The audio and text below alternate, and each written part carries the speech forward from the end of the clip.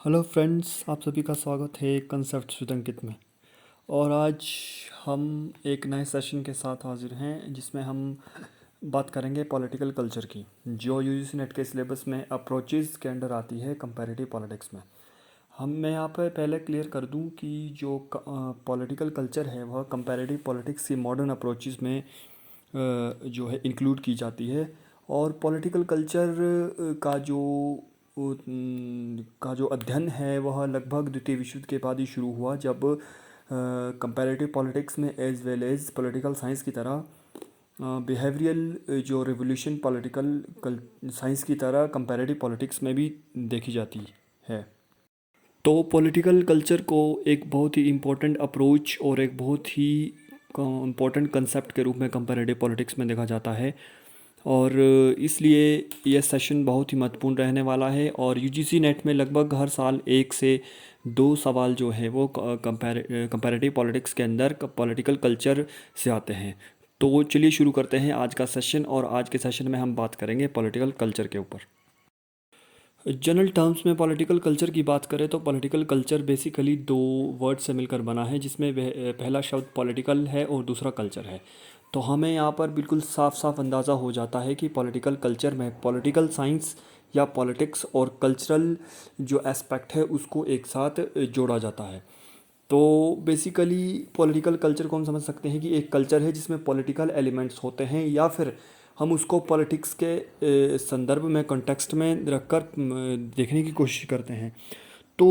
सवाल ये है कि पॉलिटिकल कल्चर होता क्या है। पॉलिटिकल कल्चर जैसे कि लिखा है कि इन द पॉलिटिकल साइंस कुछ सेट होता है शेयर्ड वैल्यूज़ का। वैल्यूज़ होती हैं जो एक स्पेसिफिक कम्युनिटी और यू कैन से कि एक स्पेसिफिक कंट्री के लोग कुछ शेयर्ड व्यूज़ होते हैं उनके, और कुछ जजमेंट्स होती हैं जो नॉर्मेटिव होती हैं अपने नेचर में। और एक पॉपुलेशन, जैसे मैंने बताया, कंट्री के लोगों के द्वारा पॉलिटिकल सिस्टम को समझने के लिए हम उन शेयर्ड वैल्यूज़ और व्यूज़ को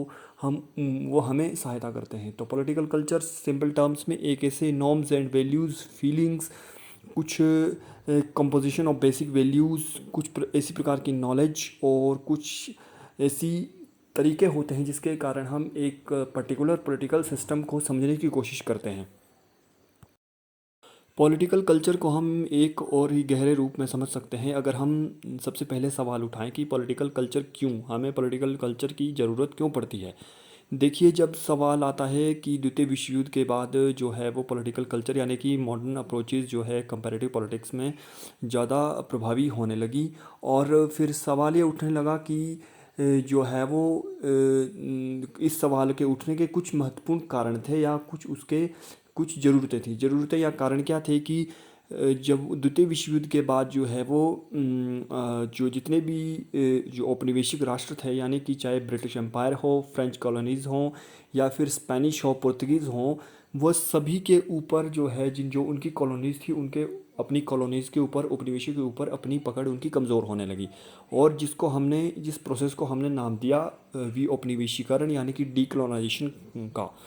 तो चाहे एशिया हो, अफ्रीका हो, या फिर लैटिन अमेरिका के कंट्रीज़ हों, वो धीरे धीरे करके औपनिवेशीकरण के चंगुल से जुटने लगी और एक फ्री कंट्रीज़ के रूप में, फ्री नेशन के रूप में उनका इमरजेंस होने लगा। और जब वह बिल्कुल फ्री हो गई, आज़ाद हो गई, तो उनके सामने सबसे बड़ा सवाल था कि वह अपनी आर्थिक विकास किस तरह से करें, अपने लिए पॉलिटिकल सिस्टम किस प्रकार का एमर्ज करें, किस प्रकार के लॉज बनाएं, रेगुलेशंस बनाएं। इसी सवालों के जवाब के लिए एक वेस्टर्न वेव शुरू हुई जिन्होंने बताया कि आप जो है डेमोक्रेसी लगा लीजिए, कुछ स्पेसिफिक नॉर्म्स एंड वैल्यूज़ और लॉज को इम्प्लीमेंट कर लीजिए। तो उसके बाद जो है वो कहने का तात्पर्य है कि जिस प्रकार से वेस्टर्न कंट्रीज़ अपना शासन चला रही हैं, सेम उसी तरीके से, उसी प्रकार से जितने भी नए उपनिवेशी के मतलब जो उपनिवेशवाद के चंगुल से छूटे देश हैं, वह भी उस प्रकार की अगर सेट ऑफ रूल्स को अपनाएंगे तो वह भी अपना आर्थिक विकास कर पाएंगे। तो सवाल ये था कि जो नए आज़ाद राष्ट्र थे उनके मन में ये सवाल आया कि जिस प्रकार से या फिर उन्होंने कुछ ऐसे देख भी लिया, कुछ उनके पास कुछ ऐसा अनुभव भी रहा कि जो है वो वेस्टर्न डेमोक्रेसीज या वेस्टर्न प्रकार का कल्चर उनके लिए फिट नहीं बैठ रहा था। जैसा कि हम यहाँ पे एक एग्जांपल फिट कर सकते हैं इंडिया और पाकिस्तान का। इंडिया और पाकिस्तान दोनों 1947 में आज़ाद हुए। उसके बाद दोनों ने ही डेमोक्रेसी को अपनाया, बट सवाल ये था कि जिस तरह से डेमोक्रेसी इंडिया में काम कर रही है आज तक आज़ादी के बाद, वैसे पाकिस्तान में नहीं कर रही, क्योंकि वहाँ कभी डिक्टेटरशिप आ रही है, कभी डेमोक्रेसी आ जाती है, फिर कभी मिलिट्री डिक्टेटरशिप दोबारा से वहाँ आ जाती है। उसी प्रकार से बांग्लादेश में भी यही हुआ और म्यांमार भी यही में भी यही हुआ। तो विचारकों ने एक सवाल उठाना शुरू किया कि ऐसे क्या कारण है कि एक जैसे देशों में, एक जैसे परिवेश में एवं जो है एक जैसी डेमोक्रेसी या एक जैसी शासन प्रणालियाँ फेल या वो पूरी तरह से विफल क्यों हो रही है। इस इन्हीं चीज़ों के जवाब के लिए पॉलिटिकल कल्चर की नाम की जो ट्रेडिशन है या फिर एक अप्रोच या आप कह सकते हैं कि इस तरह का कॉन्सेप्ट कंपैरेटिव पॉलिटिक्स के विचारकों ने अमर्ज किया, जो इस सवाल का जवाब ढूंढने के लिए था कि क्या कारण है कि एक समान शासन व्यवस्था कुछ देशों में कामयाब हो जाती है और कुछ में फेल हो जाती है। इसी सवाल का जवाब ढूंढने के लिए 1963 में ग्रेबियल आलमंड और सिडनी वर्बा दो बहुत ही महत्वपूर्ण विचारक माने जाते हैं कंपैरेटिव पॉलिटिक्स के अंदर। उन्होंने एक सर्वे किया कुछ स्पेसिफिक कंट्रीज़ में, जिसमें United States, Britain, West Germany, Italy and Mexico में उन्होंने वो किया और उनकी डेमोक्रेसी को समझने की कोशिश की कि उनकी स्टेबल डेमोक्रेसी और उनकी डेमोक्रेसी की डेवलपमेंट के बाद इस तरह से कंसोलिडेटेड वेस्टर्न कंट्रीज़ में ही क्यों डेमोक्रेसी रहती है और नए जितनी भी थर्ड वर्ल्ड कंट्रीज़ हैं उनमें वो फेल क्यों हो रही है। इसी के नाम से उन्होंने 1963 में अपनी किताब लिखी द सिविक कल्चर, जिसमें उन्होंने बताया कि ये एक प्रकार से स्पेसिफिक टर्म्स में होता है जिसे हम पॉलिटिकल कल्चर कहते हैं। तो पॉलिटिकल कल्चर का विचार सबसे ज़्यादा प्रभावी होने लगा जब से ग्रेबियल आलमंड और सिडनी वर्बा ने द सिविक कल्चर नामक किताब 1963 में लिखी और उन्होंने 5 स्पेसिफिक देशों के ऊपर सर्वे किया और अपने निष्कर्ष निकाले कि यह पॉलिटिकल कल्चर की वजह से होता है। तो समझने का प्रयास कि पॉलिटिकल कल्चर क्या होता है, स्पेसिफिक कंट्री के जो वहाँ के सामाजिक आर्थिक परिस्थितियाँ और उसकी जो सांस्कृतिक परिस्थितियाँ हैं वह भी वहाँ की शासन प्रणाली को प्रभावित करती हैं। अभी हमने पॉलिटिकल कल्चर को इस शाब्दिक अर्थों में समझा, तो अब हम एक डेफिनेशंस ले लेते हैं जिसमें ल्यूशियन पाई ने पॉलिटिकल कल्चर को किस प्रकार से डिफ़ाइन किया कि वह भी यही कह रहे हैं कि पॉलिटिकल कल्चर जो है वो सेट ऑफ एटीट्यूड्स है, बिलीव्स है, एस कुछ सेंटिमेंट्स हैं जो स्पेशल मीनिंग देते हैं एक स्पेसिफिक पॉलिटिकल प्रोसेस के अंदर जितने भी ऑर्डर्स पाए जाते हैं और जो प्रोवाइड करते हैं एक अंडरलाइन एजम्पशन किसी भी कंट्रीज़ या पॉलिटिकल सिस्टम के रूल्स के बारे में और जो उस गवर्नेंस बिहेवियर के बारे में जो उस पॉलिटिकल सिस्टम को स्पेसिफिकली प्रभावित करता हो। तो यहाँ पे कहने का तात्पर्य है कि जो मतलब जो पॉलिटिकल कल्चर है वो बेसिकली बिलीफ से बनता है, कुछ ओपिनियन से बनता है, कुछ इमोशन से बनता है और सिटीजन्स के बिहेवियर से बनता है जो वो अपनी गवर्नमेंट या अपने राज्य या अपनी सरकार के प्रति रखते हैं, चाहे वो अच्छे हों, बुरे हों या मिले जुले हों। तो इस प्रकार से पॉलिटिकल कल्चर हर एक कंट्री का, हर एक समाज का अलग अलग होता है और यही कारण है कि एक समान शासन प्रणालियाँ भी अलग अलग देशों में विफल हो जाती हैं और कई देशों में वह सफल हो जाती हैं। इसीलिए यही कारण है कि एक बहुत ही सर्वमान्य जो शासन प्रणाली है, डेमोक्रेसी है, उसके भी हमें स्टेट वाइज मतलब अलग अलग कंट्री में अलग अलग वेरिएशन देखने को मिलते हैं और डेमोक्रेसी के अलग अलग रूप हमें देखने को मिलते हैं। सिडनी वर्बा और गैब्रियल आलमंड ने अपनी किताब द सिविक कल्चर में जो उन्होंने 1963 में लिखी, जैसे मैंने पहले बताया, उन्होंने 3 टाइप्स बताए हैं पॉलिटिकल कल्चर के, जिसमें सबसे पहला पेरोकियल यानी कि संकीर्ण, जो बहुत छोटा होता है। इसमें क्या होता है कि जिस भी स्पेसिफिक कंट्री में ये पाया जाता है उसके सिटीजन्स जो उसके जो है गवर्नमेंट है या जो भी सरकारी नीतियाँ हैं उनके खिलाफ बिल्कुल भी नहीं, वो उनकी परवाह नहीं होती है या फिर उनकी सहभागिता बिल्कुल भी नहीं होती। उन्हें कोई लेना देना नहीं होता कि सरकार उनके लिए क्या कर रही है। वह केवल सरकार को एक सरकार के सामने उनके एक मूक दर्शक के रूप में उनकी भूमिका होती है और वह पूरी तरह से किसी भी प्रकार से कोई ज़्यादा सहभागिता उसके साथ अपनी सरकार या अपने सरकारी कार्यों में या राजनीतिक सहभागिता उनकी जीरो के बराबर होती है। और इसका उदाहरण हम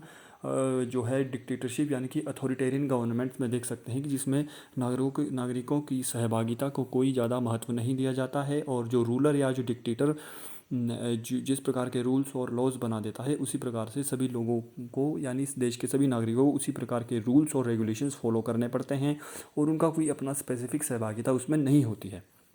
दूसरी प्रकार का जो टाइप बताया था पॉलिटिकल कल्चर का वो था सब्जेक्टिव या कि सब्जेक्ट। इसमें इस सब्जेक्ट पॉलिटिकल कल्चर में सिटीजन्स अपने आप को जो participants as subjects of the government के रूप में अपने को देखते हैं, मतलब एक स्पेसिफिक रूप में उनकी बहुत ज़्यादा भागीदारी नहीं होती है। वह केवल चुनावों के समय ही जागरूक होते हैं। जब 5 साल में एक बार चुनने से हम डेमोक्रेसी की बात करें तो वहाँ पर केवल 5 सालों में जब चुनाव होते हैं, निर्वाचन के समय ही लोग अपना वोट डालते हैं। और वोट डालने के बाद वो ना तो अपने राजनेता के ऊपर किसी प्रकार का जो है वो उनके प्रति उनकी जिम्मेदारी का एहसास करवाते हैं। और जब केवल चुनाव के समय में ही नागरिकों की सहभागिता दर्ज की जाती है, जैसे कि आधुनिक लगभग सभी देशों में, और हम कह सकते हैं कि थर्ड वर्ल्ड कंट्रीज़ में लगभग ऐसा ही हो रहा है। तीसरी जो टाइप है पॉलिटिकल कल्चर का वो पार्टिसिपेंट है, जिसमें सिटीजन्स यह विश्वास करते हैं कि उनका कंट्रीब्यूशन उनकी सरकार के लिए है और उनकी देश के उनके नागरिकों या उनके लिए जो भी विकासशील जो मतलब जो भी विकास की पॉलिसीज़ बनाई जा रही हैं, पब्लिक पॉलिसीज़ फ्रेम की जा रही हैं, उनमें उनका पूरी तरह से कंट्रीब्यूशन है। और ये highest form of political culture मानी जाती है, जिसमें सिटीजन्स अपनी सहभागिता अपनी भागीदारी को सुनिश्चित करते हैं और ये समझते हैं कि अपने देश की राजनीतिक आर्थिक सामाजिक अर्थव्यवस्था या सामाजिक व्यवस्था में कंट्रीब्यूशन करना उनकी नैतिक जिम्मेदारी है और वह करते भी हैं। और इस प्रकार का जो पार्टिसिपेंट पॉलिटिकल कल्चर है वो आलमंड और वर्बा के अनुसार वेस्टर्न डेमोक्रेसीज में माना जाता है, जहाँ पर डेमोक्रेसी काफ़ी स्टेबल मानी जाती है और काफ़ी सालों से स्टेबल होती रही है। फिर अब सवाल उठता है कि आलमंड और वर्मा ने अपनी किताब का नाम सिविक कल्चर ही क्यों दिया। तो इसका एक महत्वपूर्ण कारण है ये प्रकार के टाइप जो है वो बेसिकली जनरली बताए थे कि जनरली पॉलिटिकल कल्चर इस प्रकार का पाया जाता है। सिडनी और वर्मा ने पॉलिटिकल कल्चर की एक आदर्श फॉर्म बताई है जो इन तीनों से ऊपर मानी जाती है, जिसे उन्होंने सिविक कल्चर का नाम दिया। जहाँ पे उनका मानना था कि जो जहाँ पर जो है वो स्टेबल जितनी भी सोसाइटीज़ या डेमोक्रेसीज़ हैं उनके अंदर सब्जेक्ट और पेरोकियल एटीट्यूड्स, मतलब जितनी भी 3 प्रकार की जो है पॉलिटिकल कल्चर के टाइप्स उन्होंने बताए थे, उन सब का मिश्रण पाया जाता है और इसी मिश्रण को उन्होंने सिविक कल्चर का नाम दिया। इस कॉम्बिनेशन में मतलब जो ये आदर्श आइडियल कॉम्बिनेशन उन्होंने बताया है, सिटीजन सफिशिएंटली एक्टिव होते हैं पॉलिटिक्स के अंदर। वह अपनी प्रेफरेंसेस को अपने रूलर्स यानी कि अपने जितने भी उसके उनके प्रतिनिधि होते हैं उनके उनके उनके सामने उनको वो एक्सप्रेस करते हैं और उनमें इन्वॉल्वमेंट करते हैं। और अगर वो उनकी इन्वॉल्वमेंट के अंडर काम नहीं करे तो उनकी जो भी पॉलिसीज़ होती हैं उनको वो रिफ्यूज़ भी करते हैं, उनके प्रति अपनी नाराज़गी भी दर्ज करवाते हैं। इस तरह से इस प्रकार के सिविक कल्चर में जो है वो लोकतंत्र का यानी कि लोगों के शासन का असली मतलब निकलता है। और फिर इसका बहुत ही महत्वपूर्ण और बिल्कुल आदर्श उदाहरण वर्बा और आलमंड ने ब्रिटेन और अमेरिका यानी कि यूनाइटेड स्टेट्स को बताया था कि जहाँ पर लोग पब्लिक पॉलिसी में और पॉलिटिकल पार्टिसिपेशन करते हैं और पब्लिक पॉलिसी को ना ही मानते ही नहीं हैं बल्कि उनको प्रभावित भी करते हैं और उनसे लाभ भी उठाते हैं और उनको उनको और उनमें उन पब्लिक पॉलिसीज़ के लिए अपनी नेगेटिव और पॉजिटिव फीडबैक भी देते हैं। तो इस प्रकार का सिविक कल्चर वर्बा और आलमंड ने बताया था कि जो सिविक कल्चर होता है वो ideal form of political culture होता है जो वेस्टर्न डेमोक्रेसीज स्पेशली ब्रिटेन और यूनाइटेड स्टेट में यानी अमेरिका में पाया जाता है। और इसी सिविक कल्चर को फॉलो करने का जो एक उद्देश्य डेमोक्रेसी का रहता है। तो यहाँ पर उसके बाद एक द सिविक कल्चर जब वर्बा और आलमंड ने दे दिया, उसके बाद कुछ और विद्वानों ने भी इस पे महत्वपूर्ण काम किया, जिसमें हम रॉबर्ट पुटनम का नाम ले सकते हैं। और उन्हें सिविक कम्युनिटी का आइडिया दिया जिसमें वह जिस जो बेस्ड होता है high levels of political interest के ऊपर, जिसमें हम सोशल इक्वालिटी करते हैं, इंटरपर्सनल ट्रस्ट को इंश्योर करते हैं, लोग वॉलंटरी एसोसिएशन बना सकते हैं। और फिर उनके बाद जो है जहाँ पे प्रोबेबिलिटीज़ हाई होते हैं और इफेक्टिव गवर्नेंस एंड डेमोक्रेसी पाई जाती है पुत्तम के अनुसार। हालांकि हम कह सकते हैं कि जो पुत्तम है वो आलमंड और वर्बा के ही सिविक कल्चर को आगे वो है जो आगे बढ़ा रहे थे। तो पॉलिटिकल कल्चर हमने समझने की कोशिश की कि एक स्पेसिफिक कल्चर होता है पॉलिटिकल एस कंटेक्स्ट में लोगों का किसी स्पेसिफिक कंट्री के जिसमें वह राजनीतिक क्रिया में अपनी राजनीतिक व्यवस्था के अंदर जो है अपनी सहभागिता को दर्ज करवाते हैं, अपनी नाराज़गी को दर्ज करवाते हैं और अपने लिए ज़्यादा से ज़्यादा जो है वो अच्छी और उपयोगी और उन्हें उन्हें विकास प्रदान करने वाली पब्लिक पॉलिसीज़ को फ्रेम करने में अपनी और अपनी कम्युनिटी अपनी और अपने जितने भी उनके प्रतिनिधि हैं, रिप्रेजेंटेटिव हैं, उनकी मदद करते हैं। तो ये था आज का सेशन। आई होप आप सभी को सेशन अच्छा लगा होगा और thank you, thanks for watching.